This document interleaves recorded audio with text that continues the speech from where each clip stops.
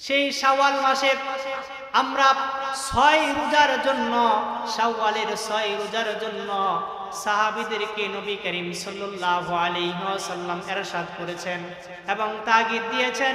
অনেকে ভাবতে পারেন শাওয়ালের রোজা এটা তো নফল রোজা, এটা কি রাখা যায়? রমজানের রোজারই কোনো হিসাব নাই, তাও আবার শাওয়ালের রোজা কি রাখতে হবে? এইরকম ভাবে যদি তিরস্কার করেন, একটি নেক আমল ছোট হোক তাকে ছোট করে না দেখে বড় আকারে দেখা, এটাও ঈমানের একাংশ।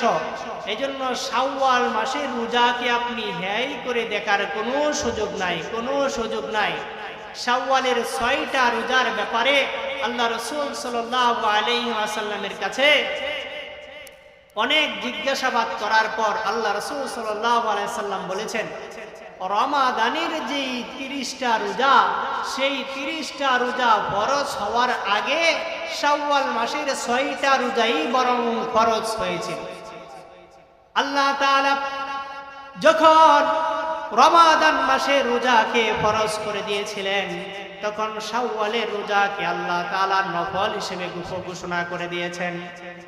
একজন সুন্দরী মহিলা সাহাবী পর্দার বেষ্টনে থেকে আল্লাহ রাসূল সাল্লাল্লাহু আলাইহি ওয়াসাল্লামের কাছে গিয়ে প্রশ্ন করলেন, ইয়া রাসূলুল্লাহ, আমার তো বিয়ে শাদী হইতেছে না, আপনি যদি আমাকে কোনো পাত্রের ব্যবস্থা করে দিতেন, ভালো কোনো আমল দিতেন।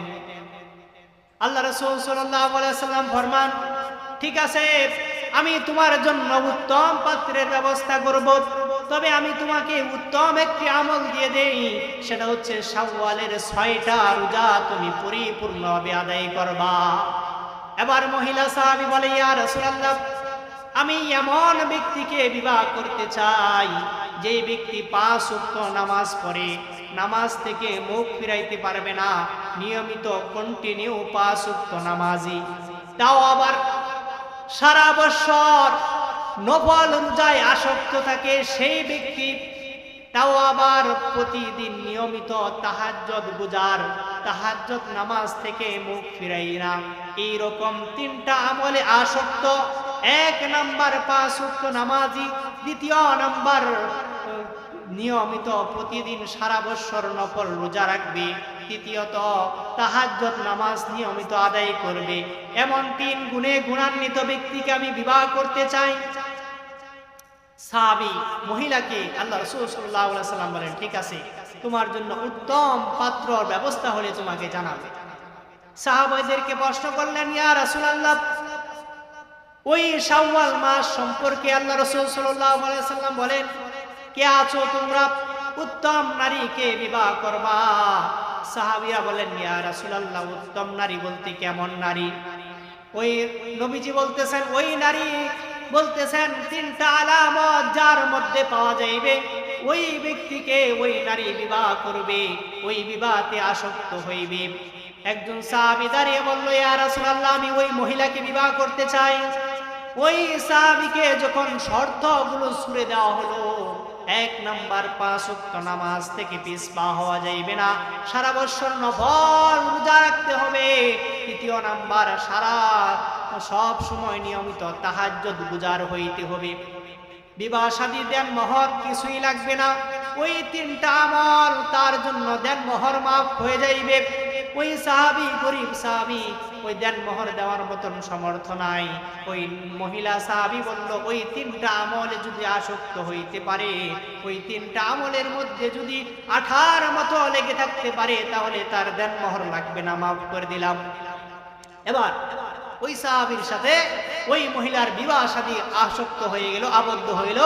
আবদ্ধ হওয়ার পর কিছুদিন যাইতে না যাইতে অভিযোগ উঠলো নবীজির কাছে। ওই সাহাবী মহিলা সাহাবী আসলো, ইয়া রাসূলুল্লাহ, ওই আমার স্বামীকে 3টা শর্ত দিয়েছিলাম, 1 নাম্বার 5 ওয়াক্ত নামাজি হতে হবে, 2য় নাম্বার সারা বছর নফল রোজা রাখতে হবে, 3য় নাম্বার সব সময় নিয়মিত তাহাজ্জুদ গুজার হইতে হইবে। আমার স্বামী 5 ওয়াক্ত নামাজ পড়ে ঠিক, রমজানের 30টা রোজা রাখে ঠিক, শাওয়াল মাসের 6টা রোজা রাখে তাও ঠিক, তবে সারা বছর যে নফল রোজা রাখার কথা ছিল সেই রোজা রাখে না। তাহাজ্জুদ নামাজ প্রতিদিন পড়ার কথা ছিল, প্রতিদিন পড়ে না। ইয়া রাসূলুল্লাহ, আমি আপনার কাছে বিচার দায়ের করলাম, আপনি উত্তম বিচারের সিদ্ধান্ত শুনিয়ে দিন।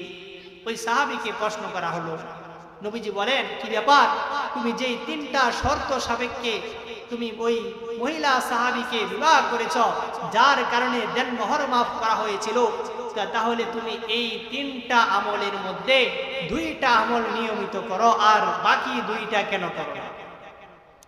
ওই সাহাবী বলেন, ইয়া রাসূলুল্লাহ, আপনি কি সত্য নবী কিনা?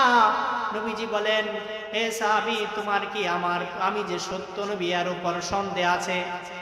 ওই সাহাবী বলেন, ইয়া রাসূলুল্লাহ, আপনি সত্য নবী আমিও বিশ্বাস করি, মানি, তবে আপনার জবান থেকে, মুখ থেকে শুনতে চাই আপনি সত্য নবী কিনা।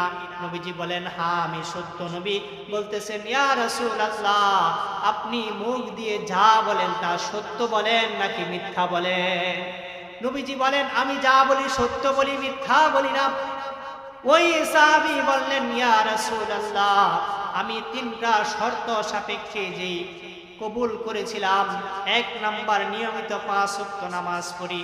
আপনি বলেছিলেন রমাদানের পরে শাওয়াল মাসে যে ব্যক্তি 6টা রোজা রাখবে, কোন এক জুমআর মিম্বরে বলেছিলেন, কোন এক জুমআর মিম্বরে আপনি বলেছিলেন, যে ব্যক্তি শাওয়ালের 6টা রোজা রাখবে সে যেন সারা বছর রোজার সওয়াব পেয়ে গেল।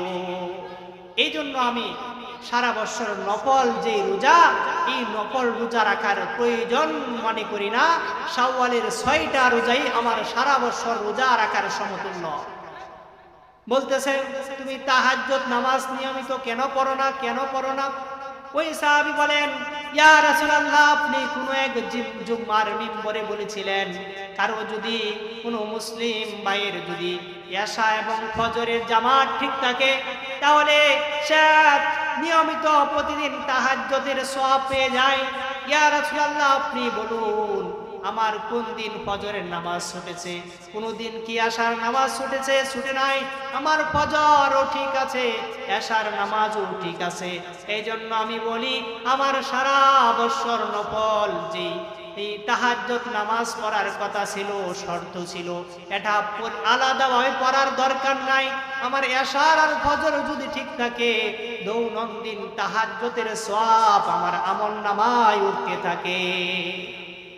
এই জন্য ভাই, শাওয়াল মাসের গুরুত্বপূর্ণ 6টা রোজা, এটা আমরা সকলেই রাখার চেষ্টা করব। তো এটাকে যদি কেউ ছোট মনে করে, এর মধ্যে এই তিরমিজি শরীফের মধ্যে প্রত্যেক প্রায় রিওয়ায়াতের মধ্যে আসছে সুফিয়ান সাউরির কথা, যিনি প্রখ্যাত একজন আলেম দ্বীন। ওই সুফিয়ান সাউরি যখনই টাকা হইতো তখনই হজ করা নিয়ত করত। এখন তো মনে করেন 8 লাখ 10 লাখ টাকাও যদি লাগে, এরপরও মেম্বারির কমসে কম নির্বাচন যেটা, এটা থেকেও আমরা পিছপা হইতে চাই না। অথচ আমার যখন টাকা হবে তখন উত্তম একটি নেক আমল, এটা হজ করার নিয়ত করা, এটা মুমিনের একটি গুণ থাকা অবশ্যই দরকার। তো সুফিয়ান সাউরি কি করে, যখনই টাকা হয়, অতিরিক্ত টাকা হয়, তখন হজ করার নিয়ত। সুফিয়ান সাউরি যখন টাকা হইল, হজে উদ্দেশ্যে রওনা হইল। সেই সৌদি কান্ট্রিতে যখন ইবাদত করতেছেন, হজের মুসল্লার মধ্যে একজন ব্যক্তি সৌদি আরবের মানুষের সাথে বন্ধুত্ব, ভালোবাসা, আসক্ত হয়ে গেল। বন্ধুত্ব যখন হয়ে গেল, তার মনের কথা তখন ওই সুফিয়ান সাউরির কাছে শেয়ার করতেছেন। হঠাৎ একদিন বলতেছেন, ও সুফিয়ান সাউরি, আমার মনে হয় আমি বেশি দিন বাঁচব না। কত মানুষ চিন্তা করে যে আমি মনে হয় আর বাঁচব না, মনে হয় আগামীকাল চলে যাব।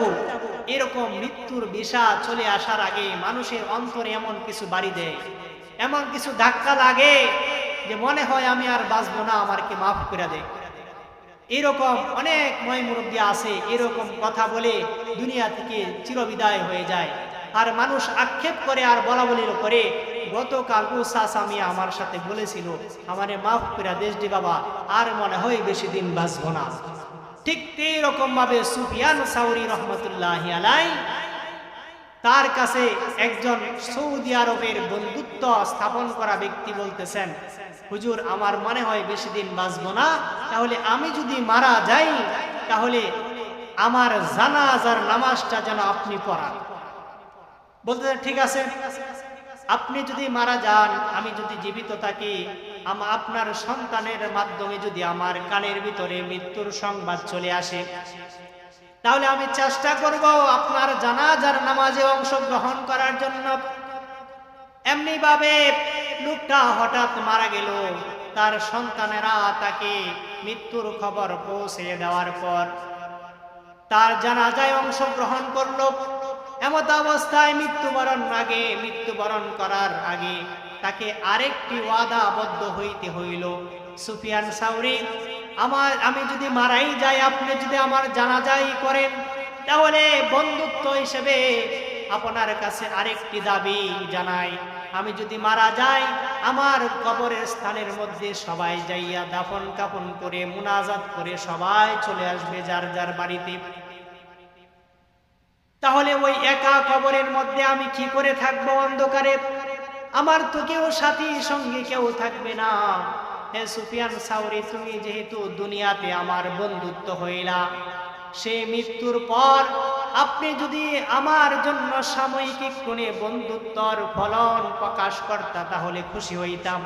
আমাকে যখন মানুষ দাফন কাফন করে কবর থেকে চলে আসবে, তখন আমার দাবি থাকবে আপনি যেন এই কবরের মধ্যে কবরের পাশে রাত্রি যাপন করেন, আমাকে যেন পাহারা দেন। সুফিয়ান সাউরি রহমতুল্লাহ আলাইহি বলেন, ঠিক আছে, আমি তোমার এই ওয়াদাটাও আমি গ্রহণ করে নিলাম। হঠাৎ লোকটার জানাজা শেষ করে দাফন কাফন শেষ করে সবাই যখন ফিরে আসলো বাড়িতে, সুফিয়ান সাউরি রহমতুল্লাহ আলাইহি কবরের পাশে একটা ঘর বানাইয়া রাত্রি যাপন করে, আর যখন সুফিয়ান সাউরি রহমতুল্লাহ আলাইহি যখন ঘুমের ঘরে ত্রন্দা চলে যায়, আল্লাহর একজন ফেরেশতা গায়বী ভাবে আওয়াজ করতেছেন, হে সুফিয়ান সাউরি, তুমি এখানে কি করো?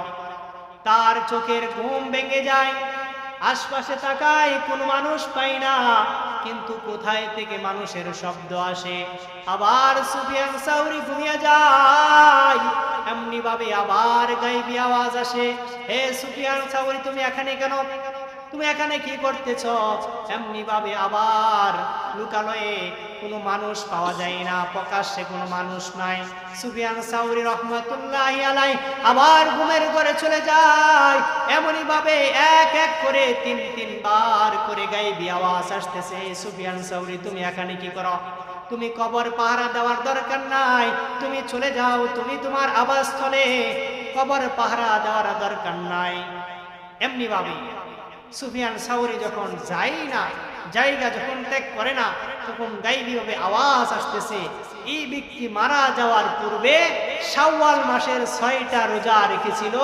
এই শাওয়াল মাসের 6টা রোজা রাখার কারণে আল্লাহ তাআলার পক্ষ থেকে নৌকট্যশীল বড় বড় 6 জন ফেরেশতা কবরের ভিতর পাহারাদারি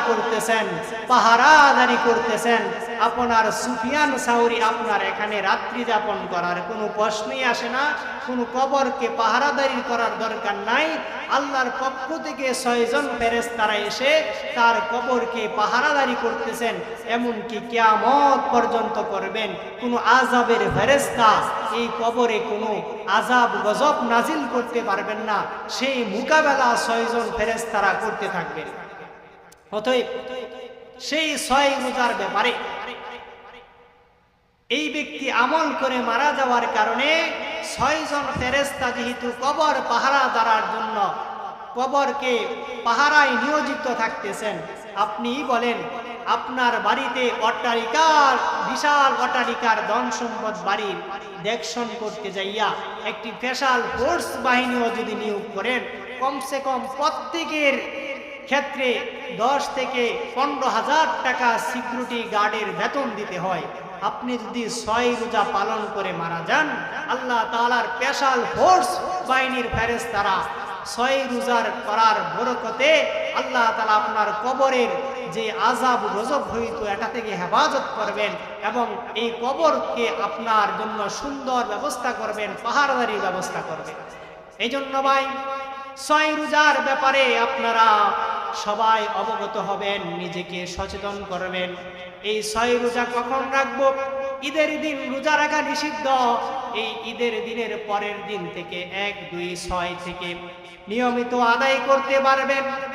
এই 2 তারিখ থেকে নিয়ে 29, 30 তারিখ পর্যন্ত এই মাসের ভিতরে যে কোনো টাইমে রাখতে পারবেন, কোনো সমস্যা নেই। 4 সপ্তাহে যদি 1 মাস হয়, তাহলে প্রত্যেক সপ্তাহে যদি আপনি 2টা রোজাও রাখেন, তাহলে এই 2টা রোজা 3 সপ্তাহে 6 রোজা আদায় হয়ে যাইবে। এইরকম ভাবে আইএমএ বীজের রোজা আছে প্রত্যেক চন্দ্র মাসের 13, 14, 15, যেটাকে আইএমএ বীজের রোজা বলা হয়।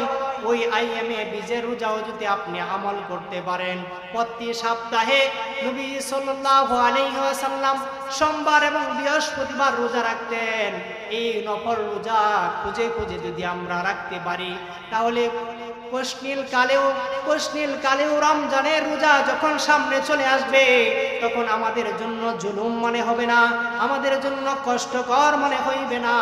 আমাদের জন্য যত বড় দিনই আসুক না কেন, আমাদের জন্য রোজা রাখা সহজ হয়ে যাইবে। সম্মানিত উপস্থিতি, আমাকে বিষয়বস্তু দেওয়া হয়েছিল যে নামাজের গুরুত্ব এবং ফজিলত সম্পর্কে। এর ফাঁকি দিয়েই শাওয়াল মাস যেহেতু একটি ইবাদত যোগ্য একটি মাস, আল্লাহুম্মা আমিন। রব্বানা যালামনা আনফুসানা ওয়া ইন লাম তাগফির লানা ওয়া তারহামনা লানাকুনান্না মিনাল খাসিরিন।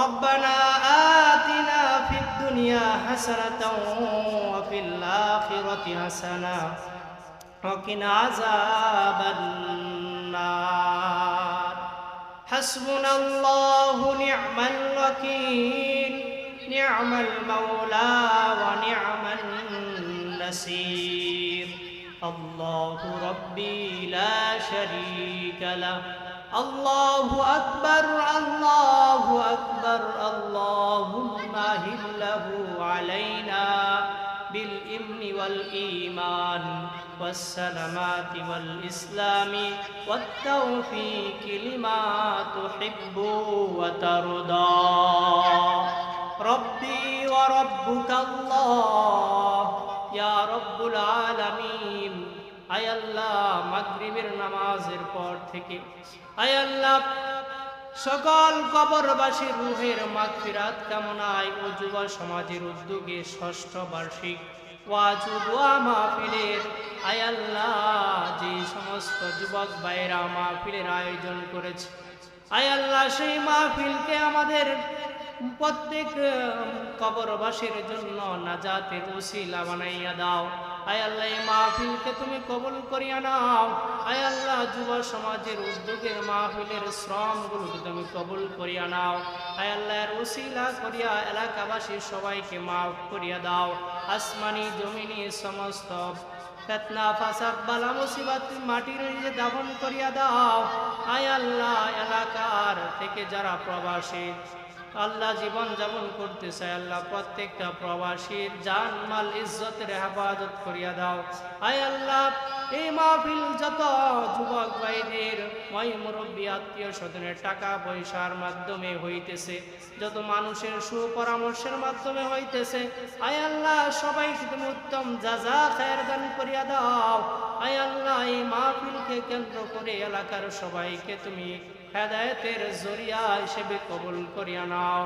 আয় আল্লাহ যত মুর্দা গান কবরবাসী আশপাশে শুয়ে আছে মাওলা, বাড়িওয়ালার বাড়ি রয়েছে, গাড়িওয়ালার গাড়ি রয়েছে, কিন্তু কত বাড়িওয়ালা গাড়িওয়ালা বাঁশ বাগানের নিচে কলা বাগানের নিচে চিরনিদ্রায় শায়িত আছে। আয় আল্লাহ প্রত্যেক কবরবাসীর জন্য মাফ চাই, ক্ষমা চাই, মেহেরবানি করে তাদের কবরে আযাবগুলো বন্ধ করিয়া দাও।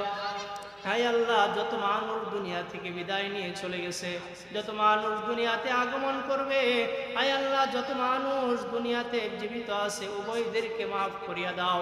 হায় আল্লাহ, ঈদের পর থেকে দৈনন্দিন মানুষ কত দুর্ঘটনায় আসক্ত হইতেছে মাওলা, কত মানুষ পানির নিচে চলে যাইতেছে, কত মানুষ রোড অ্যাক্সিডেন্টে মারা যাইতেছে মাওলা। আয় আল্লাহ, প্রত্যেক মৃত ব্যক্তিদেরকে তুমি শহীদি মর্যাদা হিসেবে কবুল করিয়া নাও। আয় আল্লাহ, সবাইকে 5 ওয়াক্ত নামাজ বানাইয়া দাও। আয় আল্লাহ, অনেকে অসুস্থ, দুয়ার দরখাস্ত চেয়েছে মাওলা। আয় আল্লাহ, তাদেরকে তুমি সুস্থতা নিয়ামত দান করিয়া দাও। আয় আল্লাহ, आए अल्लाह, हमको गुनाहगार तुमको नेककार बंदरो सब गुनाह माफ कर दे। आए अल्लाह, हमको गुनाहगार तुमको गफ्फार, हमको गुनाहगार तुमको गफ्फार बंदो को सब गुनाह माफ कर दे। मुसलमान बनूंगा, मुसलमान बनूंगा, मैं इस्लाम का बुलबला करूंगा। आए अल्लाह, एहवाज महफिल के लिए काल क़यामत का नजत के उसीला बना दे। रब्बिरहमहुमा कमा रब्बयानी सगीरा वकुर रब्बिरहमहुमा कमा रब्बयानी सगीरा। सुबहान रब्बिका रब्बिल इज्जति अम्मा यसिफून व सलामुन अलल मुरसलीन वल्हम्दुलिल्लाहि रब्बिल आलमीन।